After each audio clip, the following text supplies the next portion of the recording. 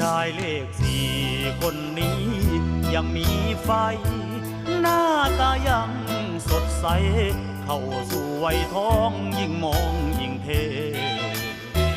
ผ่านร้อนผ่านหนาวอายุมากเขาแห่งมีเสน่ห์เห็นสาวสำน้อยห่างตามาเลคิดว่าเจ้าของเด็กอายุ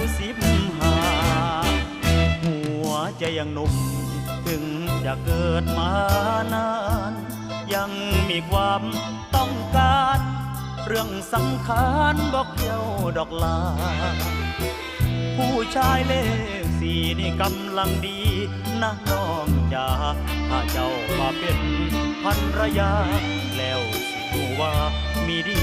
สำใดบักพร้าวหาวนั้นยิ่งแก่ยิ่งมันคนก็คือกันขึ้นหลักสี่นี่บ่ยอมไผอบอุ่นเดล่ะกันได้นอนกอดผู้บ่าวใหญ่จะเอาอกเอาใจเอาให้เจ้าได้ทุกอย่างคนเลขสี่ขึ้นมีจุดยืนน่ะน้องมาลอยตอนไว้ทองหน้ามองมาดแม่นบ่สร้างเอาชายเลขสี่ไปเป็นสามีเถิดนะน้องนางอย่าดูแลเจ้าทุกอย่างสิให้น้องนางอยู่ดีกินดี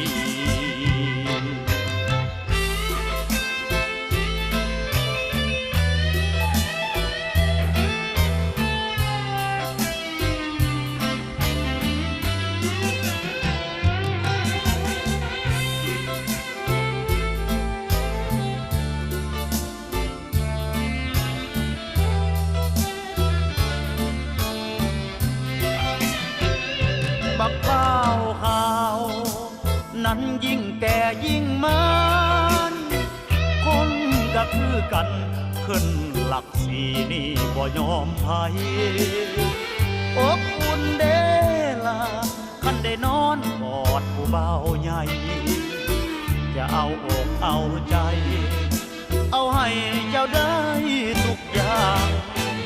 คนเลขสี่ขึ้นมีจุดยืนน่ะน้องมาลอยตอนไว้ทองหน้ามองมาดแม่นบ่สร้างเอาชายเลขสี่ไปเป็นสามีเถิดนะน้องนางจะดูแลเจ้า